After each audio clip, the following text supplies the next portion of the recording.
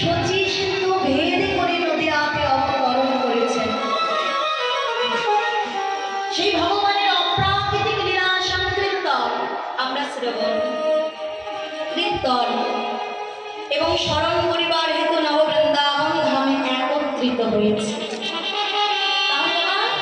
ভগবানের লীলা সংকীর্তন বলছে দু একটি তাল জানা থাকলে, সুর জানা থাকলে, দু একটি পদ পদাবলী মুখস্থ থাকলে আসলে দাঁড়িয়ে কীর্তন করাটা খুব সহজ ব্যাপার।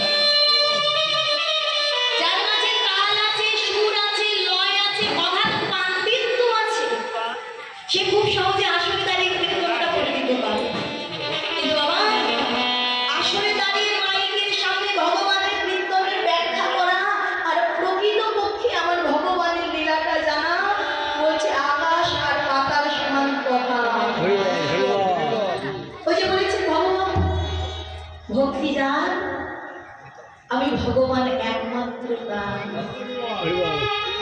ভক্তি না থাকিলে, ভক্ত না হইলে কেউ কোনোদিনও আমার ভগবানের লীলা,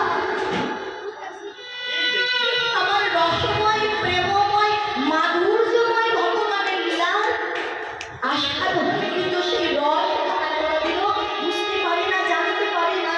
কিন্তু বাবা ভগবান যে ভক্তকে পরিণত হতে বলেছেন, আজ পর্যন্ত আমি সেই ভক্তকে এখনো পরিণত হতে পারি না। ভগবান যে ভক্তির কথা বলেছেন, সেই ভক্তির সঞ্চারটুকু এখন আমার হৃদয়ের মাঝে হয় না। এখন বলতে পারে হ্যাঁ গো মা, তুমি ভক্ত না হয়ে ভক্তির সঞ্চারের বিষয়টুকু না জেনে আসলে দাঁড়িয়ে বলে কীর্তন করতে তোমার সাহস তো বাড়ি লাগবে। বাবা ওই যে শুনেছি মকা